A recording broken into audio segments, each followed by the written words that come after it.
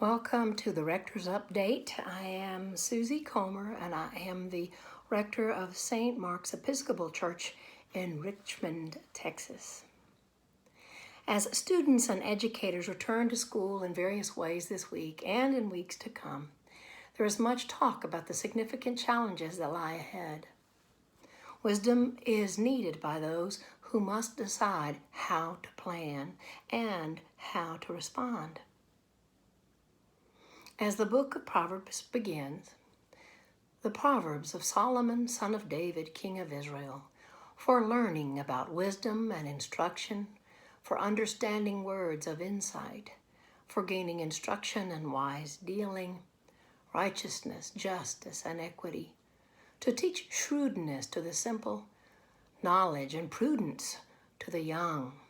Let the wise also hear and gain in learning, and the discerning acquire skill to understand a proverb and a figure, the words of the wise and their riddles. The fear of the Lord is the beginning of knowledge. Fools despise wisdom and instruction. The need for wisdom, or her modest friend, prudence, is not new. While we may be concerned about our students learning the alphabet or the times tables or fractions or grammar or differential equations or foreign languages that are being taught this year in school, other things are being learned by students as well. They are learning to make do with less in a variety of ways, and educators are as well. How they respond and how we respond when we have less, when getting studies or work done, is also a form of learning how we respond.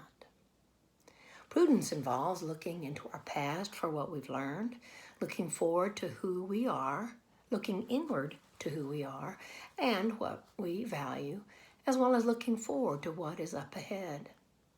Prudence means letting go of that which is not important right now and picking up and embracing what is precious and necessary. Our faith helps with this. When we look back and see how God has been faithful, and we look inward and see the light of Christ burning within us, and we look forward to a vision of the kingdom of God, when all will be at peace. This process of discernment can help us have a deeper understanding of how to live in these challenging times. As Paul writes to the Christians in Philippi, I have learned to be content with whatever I have. I know what it is to have little, and I know what it is to have plenty. In any and all circumstances, I have learned the secret of being well fed and of going hungry, of having plenty and of being in need. I can do all things through him who strengthens me. It is astonishing that Paul reached this place of peacefulness. I know that I still chafe and grumble from time to time about what is going on right now. But in this time of COVID, we keep what is precious, even if we lose many other things. And it is God's loving presence and intention toward us that gives us strength.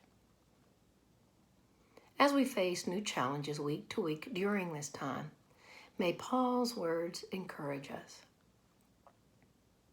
Do not be conformed to this world, but be transformed by the renewing of your minds, so that you may discern what is the will of God, what is good and acceptable and perfect.